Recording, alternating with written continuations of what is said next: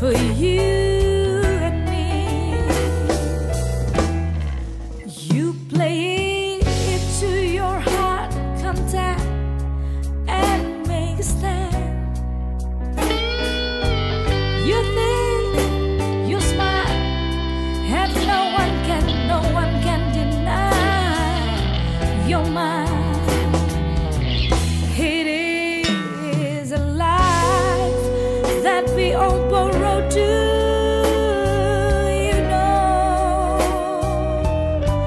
And you fight for your delight, oh high and low. Itu tentang apa syair bahasa Inggrisnya itu tadi? A simple choice Of good or bad. Easy said. Mungkin diterjemahin dulu ya supaya kita semua paham. Oke, jadi per kalimat dulu ini ya. A simple choice of good or bad, easy you said. Artinya tuh pilihan yang mudah, baik buruk. Katakanmu gampang ya. Terus simple faith to destiny for you and me. Apa kepercayaan kepada takdir itu gampang juga. Takdir buat kita. Terus berikutnya, you play it to your heart content and make a stand. Kamu melakukan hidup itu semaumu, senangnya hatimu, sesuka hatimu, dan kamu merasa itu adalah kebenaranmu, kebenaran sejati kamu pikir. Kamu pikir kamu tuh pinter dan gak ada yang bisa ngalahin pikiranmu. You would think you are smart and no one can deny your mind. Di lirik ini kayak gini. Terus kemudian berikutnya, it is life that we all borrow, do you know? Agak sedikit bertanya. Ini kita nih minjem hidup ini. Kamu ngerti tentang itu enggak? Apa? Minjem. Minjem maksudnya ya. Minjem Sementara. diri kita sendiri. Terus Minjem apa saja.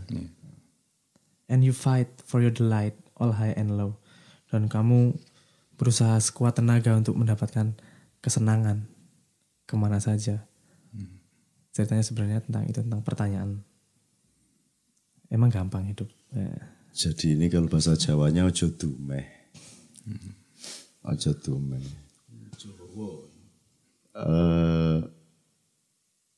Kan kalau kita ngomong salah satu unsur setan itu adalah potensi jahiliyah.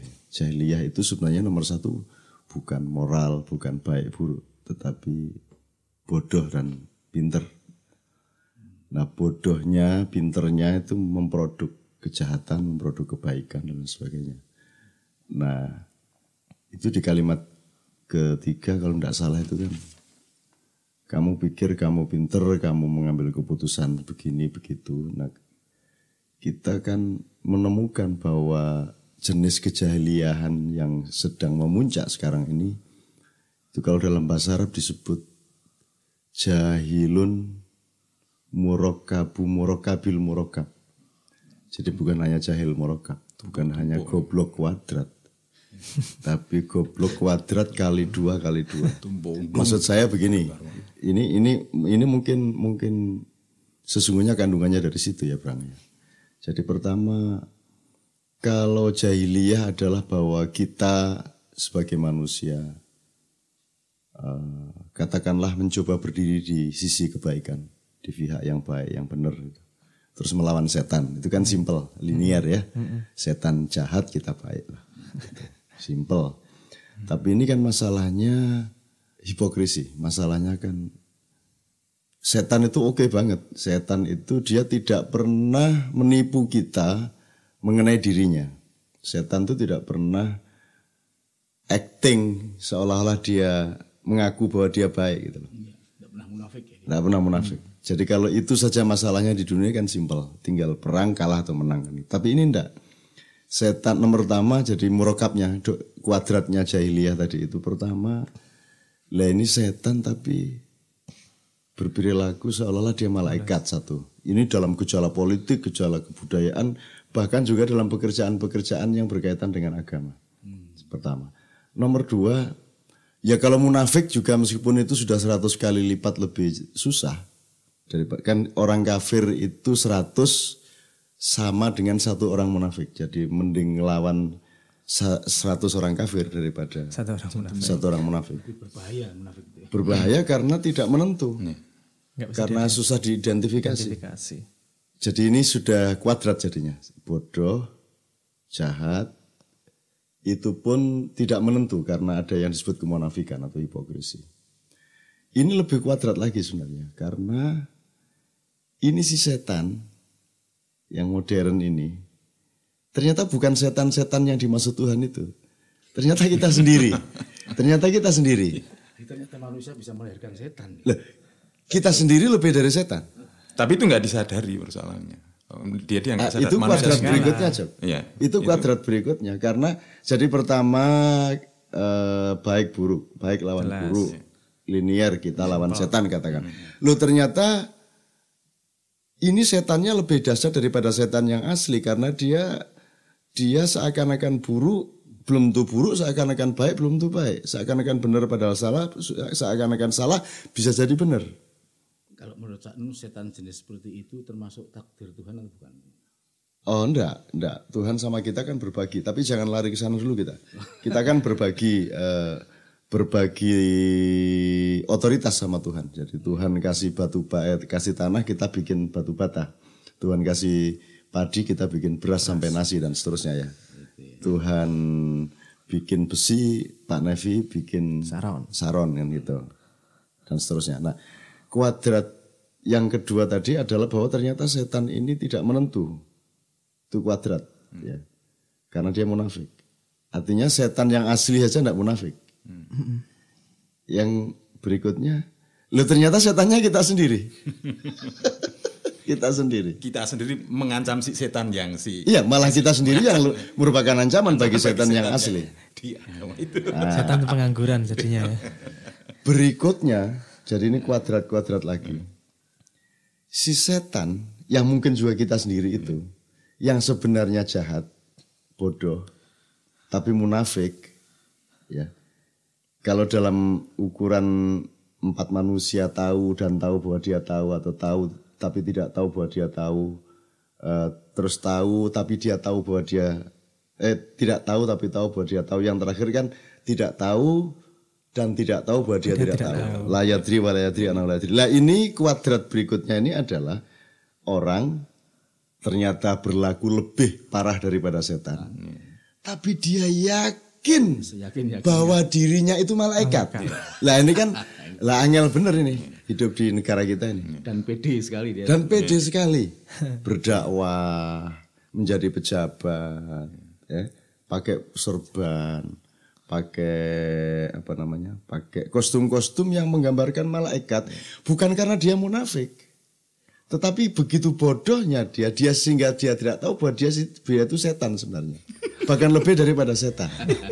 Nah itu kan yang sebenarnya kandungan-kandungan kalau kita menyelam dari apa yang ditulis di syair itu.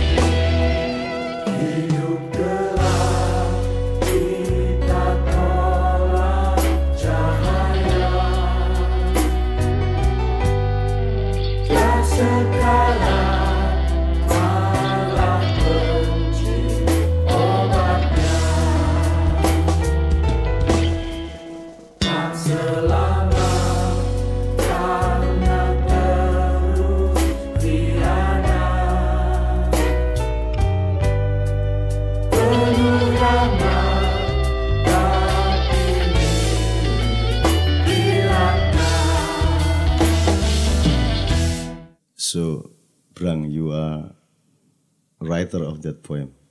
Gue sih nulis puisi kui yang dinyanyikan Mbak Via dalam nomor lagu Tembang Setan itu. Saya meresponnya, mereviewnya seperti itu. Tapi sebenarnya yang melahirkan dulu apa itu? Sejarahnya dulu ya. Ini sebenarnya juga kalau bukan sebuah kejadian, bukan sebuah kejadian tapi sebuah kesimpulan. Maksudnya kita yang mengalami persentuhan dengan budaya ini, mengenali persentuhan dengan orang itu, dengan kalangan yang ini.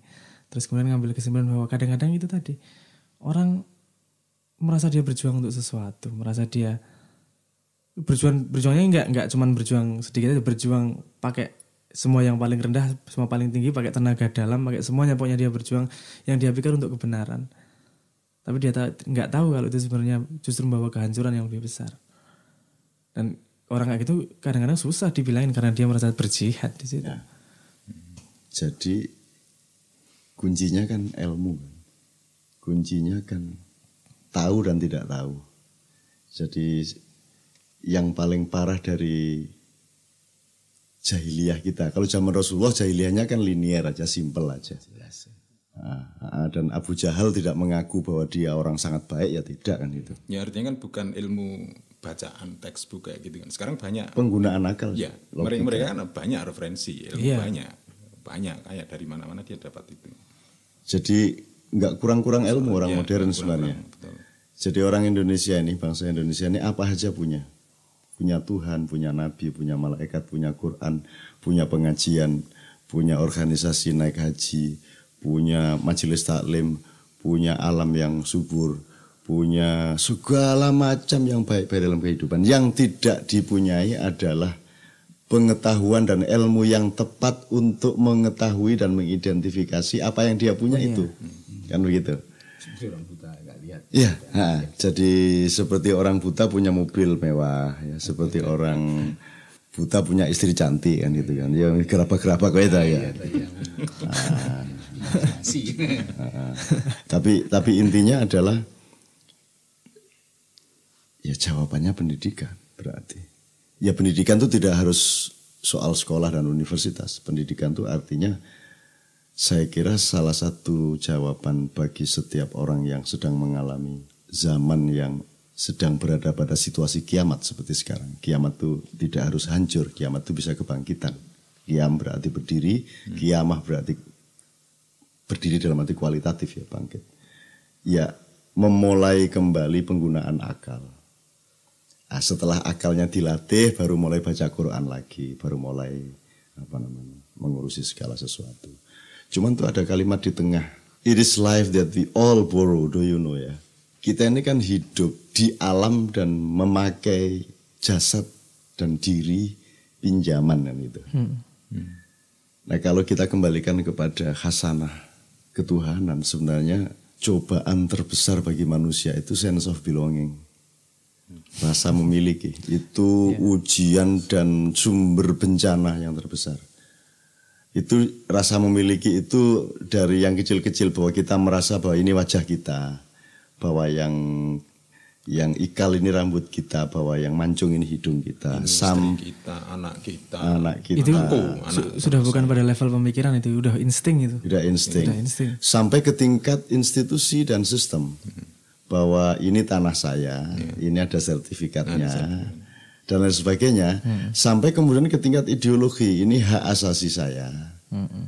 Padahal orang pihak itu punya hak kalau dia yang punya saham, kan begitu. Kalau dia tidak memiliki saham, lah dia punya hak apa? Lah kalau di syair itu dibilang hidup ini pinjaman, lah jadi hak kita apa? Jadi sebenarnya hak asasi itu tidak ada, sebenarnya tidak ada. Yang ada adalah wajib asasi. Dan kalau ngomong hak asasi yang punya Tuhan, gitu loh. Kalau Tuhan tidak diakui, tidak ada masalah, itu demokrasi. Cuman saya tidak paham, itu pakai logika akal yang bagaimana mungkin cacing melahirkan dirinya sendiri, bagaimana mungkin burung mentakdirkan dirinya bisa terbang dan manusia tidak bisa mentakdirkan dirinya tidak bisa terbang dan seterusnya. Jadi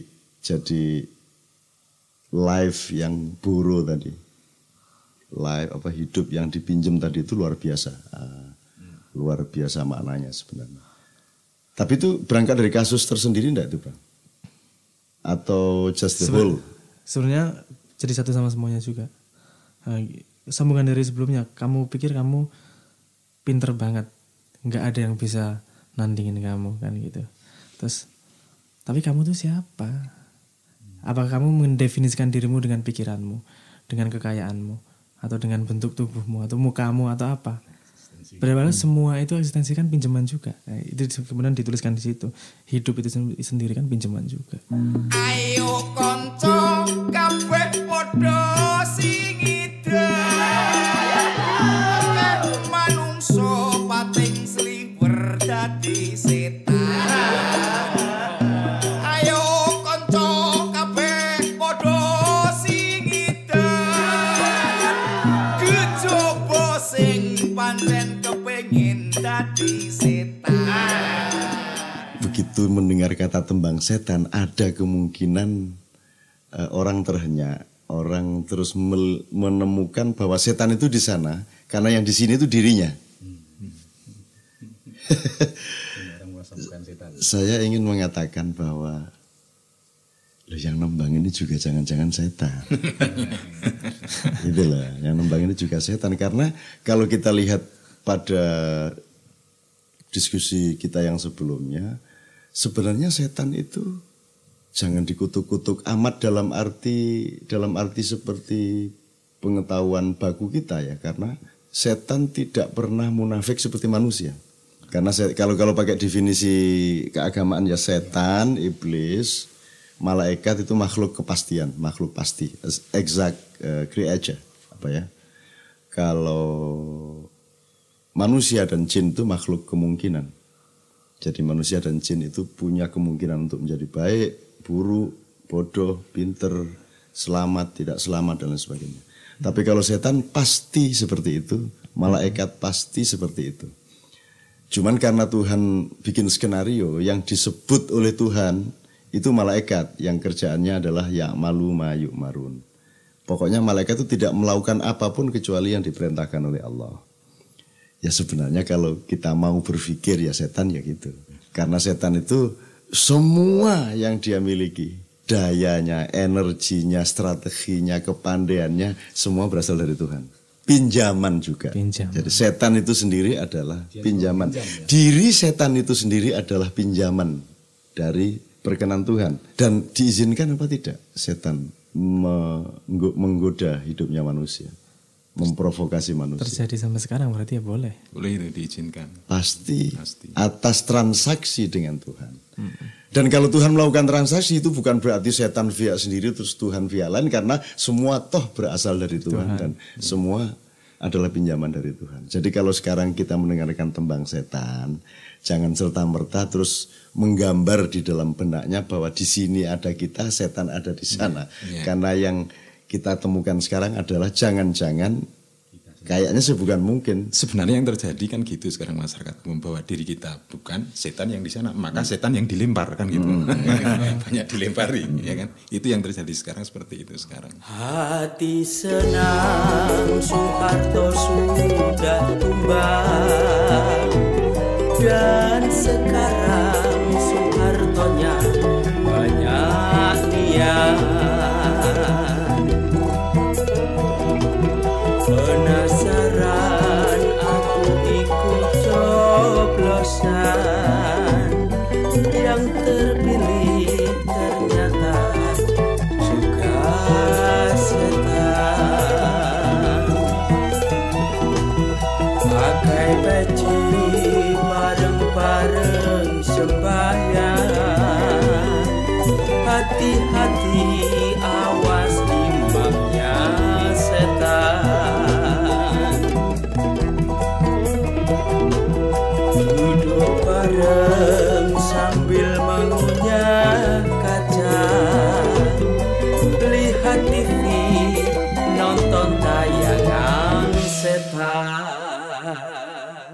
Kalau ngomong-ngomong tentang setan, Tuhan ini kan bikin antagonis, protagonis, bikin drama, bikin teater sedemikian rupa yang durasi permainannya itu mungkin sekian miliar tahun apa triliun tahun yang kita nggak bisa mengukurnya. Sebagaimana kebesaran alam itu tidak bisa kita ukur dan kekecilan alam juga tidak bisa kita ukur. Yang terkecil dari yang bisa dipahami oleh fisika atau ilmu pengetahuan. Sampai sekarang yang paling diketahui yang paling kecil itu namanya quark. Quark ada yang diketahui sekarang ada 6 jenis quark. Itu kalau proton tuh Sebentar, yang agak gede dulu, sel. Terus sel terdiri dari ya lebih kecil dari senyawa, ada molekul. Molekul. Terus nanti ada atom. Ada atom. Atom itu ada elektron, proton, neutron, muon dan segala macam. Tapi itu masih terdiri dari atau atas quark tadi. Atas quark itu tadi. Nah, besarnya quark itu kalau misalnya dibayangkan itu. Sampai sekarang gimana kita mendeteksi semua itu yang udah dalam level itu, dalam level quark, elektron, proton itu kita nggak benar-benar melihat itu, tapi kita melihat gejalanya. Jadi kita bisa menyimpulkan asalnya seperti apa. Kalau misalnya contohnya kalau kita menjatuhkan batu di kolam, kita bisa ngelihat bentuk ripple-nya, kita bisa ngelihat bentuk gelombangnya, bentuk apa ini namanya? Ya, efek. Bentuk airnya, airnya gimana bergelombangnya. Kita bisa melihat percepatannya seberapa. Nah, kita bisa melihat itu, tapi kita nggak bisa melihat batunya. Tapi dari riak-riaknya itu kita bisa ngelihat, bisa ngukur seberapa, menyimpulkan jatuhnya batu kecepatannya seberapa, batunya besarnya seberapa, dan bentuknya seperti apa. Tapi kalau melihat batunya itu seperti apa sampai sekarang, saya kira belum nyampe kita. Artinya yang disebut quark itu sebenarnya yang dikenali adalah indikatornya. Tapi kita kembali kepada pemahaman-pemahaman sosial lagi. Kan kalau ngomong dramanya Tuhan, ada casting malaikat, ada jin, ada manusia, ada setan dan seterusnya. Terus nanti ada treatment. Kalau dalam skenario sinetron ada treatmentnya, drama ya, ada treatment. Artinya skenario yang masih dasaran ya, masih prinsip-prinsip. Nah, treatmentnya mengenai Dajjal nanti akan begini, Imam Mahdi datang, kemudian ada dabah, ada segala macam, itu kan treatment. Tapi belum skenario, artinya dialognya belum detail dan seterusnya. Yang pertama, yang mungkin bisa kita gali, sekjennya kan namanya Dajjal itu. Sekjennya masyarakat setan di alam semesta ini namanya kan Dajjal sebenarnya. Jadi iblis dan setan itu sebenarnya ya kayak api dan panas gitu ya. Jadi itu cuma sebutan kayak Maulana dan Syekh, kayak bangsa dan suku gitu ya. Kayak manusia dan laki-laki perempuan gitu ya. Tapi kita tidak tahu persis. Tetapi kan ada pemeran-pemeran utama nih. The main role ini kan Dajjal. Nah, salah satu yang pernah saya dengar itu, Bang, tanda-tanda hari akhir, tanda-tanda akhir zaman itu bahwa Dajjal itu menguasai seluruh dunia. Menguasai, bahkan mengendalikan, bisa mengontrol dan melakukan pendataan-pendataan yang detail mengenai apa saja yang ada di muka bumi ini. Ini yang sekarang yang lagi sedang marak-maraknya internet.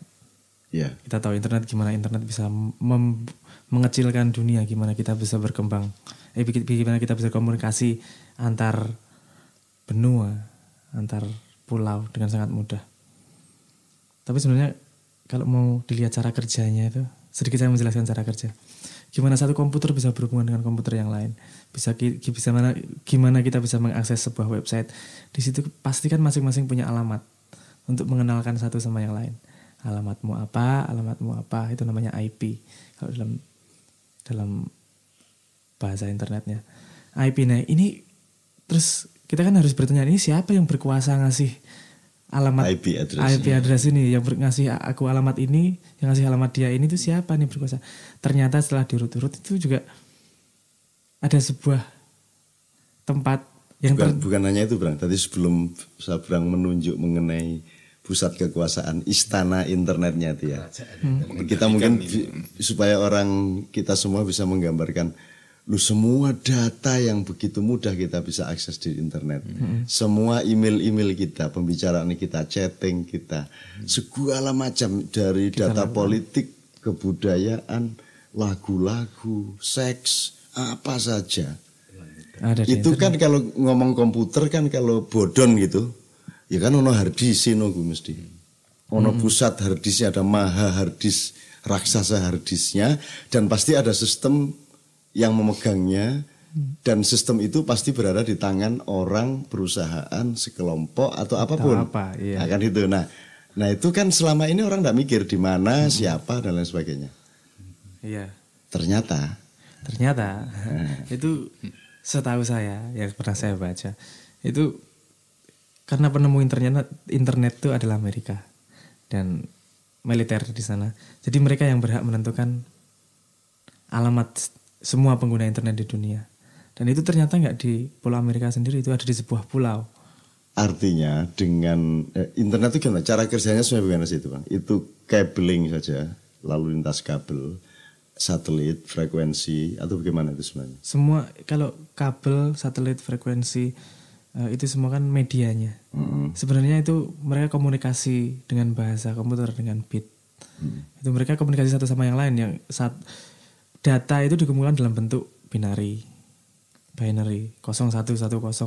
Nah itu dikirim melalui cara-cara itu tadi. Ada frekuensi radio, ada pakai listrik bisa, pakai inframerah bisa, pakai satelit juga bisa. Tapi yang pasti datanya itu berpindah satu dengan yang lain. Intinya sudah sangat mungkin dan memang sudah terjadi dan sudah merupakan kepastian bahwa seluruh dunia ini segala sesuatunya bisa dikuasai even oleh seseorang saja yang kebetulan berkuasa di tempat istana itu tadi kan gitu. Jadi Dajjal itu bisa dipahami secara sangat ilmiah bahwa itu betul-betul sudah terjadi. Sehingga kemudian kita menjadi merasa lucu ya kalau kita demo anti ini, anti itu, hidup dan menyikapi suatu konstelasi yang kita sangka kita sedang menjadi pejuang, kita sangka kita menjadi ya kayak misalnya gambarannya ginilah, saya mengkafirkan orang yang bukan Islam dan saya yakin itu kafir, tetapi saya menyebut kafirnya itu melalui SMS. Yang bikinan, yang alatnya bikinan orang kafir juga kan. Kita memakai barang dan sebagainya. Jadi bagaimana itu menjelaskan bahwa itu Dajjal itu, Bro? Apakah itu bukan kebaikan internasional, kebaikan mondial? Kenapa ini kita indikasikan untuk mengingat Dajjal tadi lah? Ini internet ini tadi? Iya. Karena seharusnya kalau hubungan ini kan sebenarnya properti massa. Maksudnya semua orang punya hak yang sama, semua orang punya kewajiban yang sama, semua orang punya akses ke alat ini yang namanya internet, ke media ini yang namanya internet. Tapi di sini kita tahu hierarkinya ternyata nggak seperti itu. Ternyata ada yang lebih berkuasa daripada yang lain, yang kita tidak bisa mengontrol mereka, yang kita tidak bisa tahu apakah mereka menggunakan perjanjian yang kita pakai, menggunakan etika yang kita pakai. Jadi ini tidak ada saling mengontrol, adanya siapa yang dikontrol, siapa yang mempunyai hierarki lebih tinggi. Dan internet ini perannya begitu besarnya sekarang, sehingga sesungguhnya kekuasaan negara itu juga lucu ya.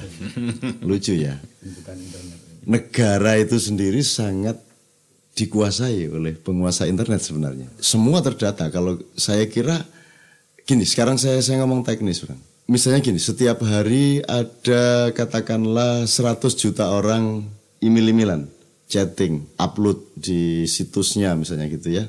Pokoknya ada lalu lintas informasi dan sebagainya. Itu kalau secara teknis itu akan terdokumentasikan semua, enggak? Cukup enggak itu untuk didokumentasikan semuanya? Atau harus ada yang di-delete gitu? Oh, tapi kalau terdokumentasikan semua itu luar biasa membutuhkan hadis yang luar biasa besar itu. Tapi kemarin cerita seperti ketika teroris itu di Amerika, peristiwa 9/11. Terus kemudian kan mereka sangat sensitif dengan semua hal yang berkaitan dengan teroris. Jadi pusat data mereka sangat sensitif dengan kata-kata teroris. Jadi semua email, semua chatting, apa yang berkaitan dengan tulisan teroris langsung mereka datakan. Ketika ada tulisan itu langsung mereka datakan. Mereka langsung meneliti itu semua. Kata-kata, ketika ada kata kuncinya langsung mereka datakan. Mereka mampu melakukan itu. yang itu yang mereka omongkan keluar karena mereka mempunyai, ya saya nggak ngomong apa yang dilakukan mereka di belakang, tapi ketika itu diomongkan semua dunia menganggap itu nggak apa-apa karena itu untuk preventif. Tapi kita jadi tahu kemampuan mereka seperti apa untuk menyerap data, kan gitu. Iki zaman arane zaman edan, iblis setan kelangan penggawean. Iki zaman arane zaman edan, mangan lemper dibeset metu setan.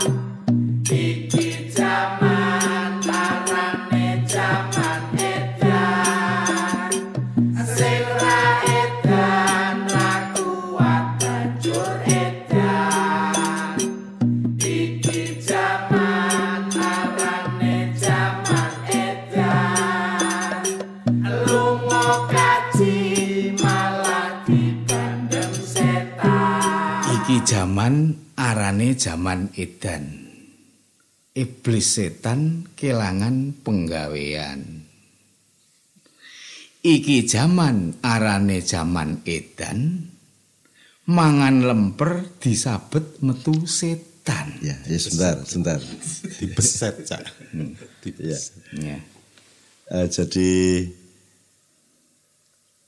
setan kelangan penggawean itu kan dalam pengertian di diskusi kita di awal-awal tadi bahwa ternyata potensi setan kita bisa lebih besar daripada setan. Itu sendiri. Potensi setannya manusia bisa lebih besar daripada setan karena setan tidak punya kepentingan untuk munafik. Kalau manusia sangat punya kepentingan untuk palsu, untuk menyembunyikan sesuatu karena image building atau gaya bagusi itu sangat penting bagi manusia kan gitu kira-kira. Makhluk kemungkinan tadi itu ya. Kan pasti. Terus kenyataan bahwa ternyata kita sendiri ini potensial sebagai setan itu karena kita ini sudah bikin apa-apa itu ternyata outputnya setan lagi. Tahun 2007 adalah tahun yang Anda akan menjumpai di mana orang yang selama ini merasa benar, merasa aman dengan sesuatu yang dianggapnya benar, nanti dia akan kena jungkir baliknya sejarah, jungkir baliknya zaman. Dia akan serba salah.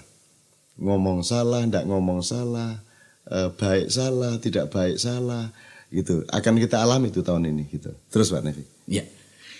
Iki zaman arane zaman edan, sing ra edan ra kuat banjur edan. Nah, jadi susah juga kalau orang pada edan terus enggak itu kan akhirnya ya enggak kuat jadi ya sudah edan aja. Pertama sih kepeksa edan ning suwe-suwe penak ya toh. Suwe penak itu ya. Edan wae. Dan lama-lama kalau sudah sangat enak pasti dia tidak akan merasa edan lagi. Lama-lama kata edan itu menjadi hilang. Sudah jumbuh menjadi satu dengan dirinya. Iki zaman arane zaman edan, lunga kaji malah dibandem setan.